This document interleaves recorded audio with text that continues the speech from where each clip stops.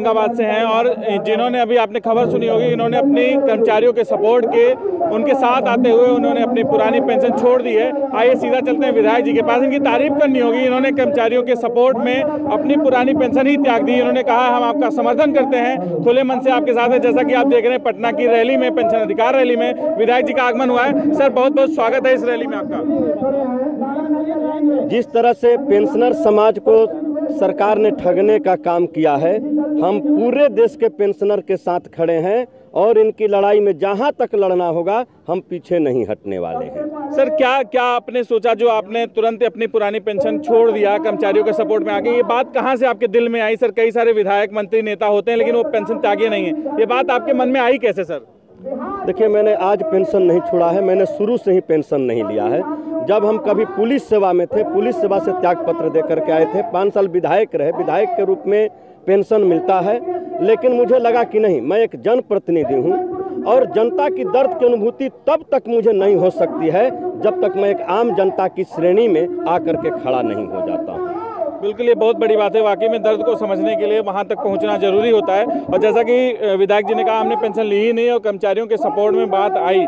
Sir क्या लगता है कि और आप विधायकों को क्या कहना चाहते हैं कि वो अगर उनकी खाना पूर्ति हो रही है, उनका व्यवहार चल रहा है, उनका जो रोज की दिनचर्या वो अगर जीवन यापन चल रहा है, तो उनको पेंशन छोड़ देनी चाहिए या नहीं चाहिए?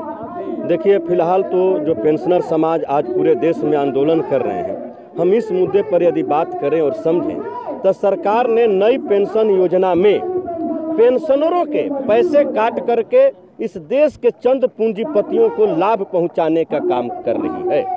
और यह निश्चित तौर पर ये समस्त नागरिकों के लिए, सिर्फ पेंशनरों के लिए ही नहीं बल्कि समस्त नागरिकों के लिए दुख का कारण है और हम इसके साथ हैं। नहीं, आप क्या कहना चाहते हैं, अन्य विधायकों को क्या कहना चाहते हैं, उनको पेंशन छोड़ देनी चाहिए या नहीं सर? देखिए, मैं जहाँ तक मानता हूँ, चूँकि यदि मैं जनप्रतिनिधि हूँ और देश की जनता ने मुझे अपना नेता जहाँ से भी चुना हो, तो समाज की सबसे अंतिम पंक्ति में बैठे व्यक्ति की दर्द की अनुभूति होने के लिए जरूरी है कि मेरे भी भविष्य की कोई सुरक्षा नहीं हो। तभी यदि मेरे भविष्य की सुरक्षा हो जाती है तो फिर हम देश के सबसे वंचित तबके के भविष्य की चिंता नहीं कर पाएंगे, क्योंकि उसके दर्द की अनुभूति नहीं होगी। मैं अपने बारे में कह सकता हूं कि मैं पेंशन नहीं ले रहा हूं, बाकी लोग समझता है। अच्छा, आपको क्या लगता है कि जैसा कर्मचारी 30-35 साल सेवा देते हैं सरकार के पास, उनको अपनी सेवा देते हैं, आपको क्या लगता है उनकी पुरानी पेंशन योजना बहाल होनी चाहिए या नहीं होनी चाहिए सर? बिल्कुल बहाल होनी चाहिए, क्योंकि इस नई पेंशन योजना में सरकार जो हमारे देश के मजदूर वर्ग हैं, 30 बरस तक 40 बरस तक मेहनत करते हैं और जब बुढ़ापे की अवस्था आती है तो सरकार उनके पेंशन को भी कटौती करके इस देश के चंद पूंजीपति घरानों को सौंपने का कार्य कर रही है। हम इसके खिलाफ लड़ने को तैयार हैं। बिल्कुल, विधायक जी का ये कहना है सीधा सीधा कि पेंशन जरूरी है और बुढ़ापे में एक सिक्योरिटी चाहिए, एक जीवन यापन करने के लिए एक सहारा चाहिए। पेंशन भी एक पुत्र के समान होता है। एक समझ लीजिए पेंशन आपका एक पुत्र है, वास्तव में बुढ़ापे में पेंशन ही एक सहारा होता है। बने रहिए हमारे साथ, हम आपको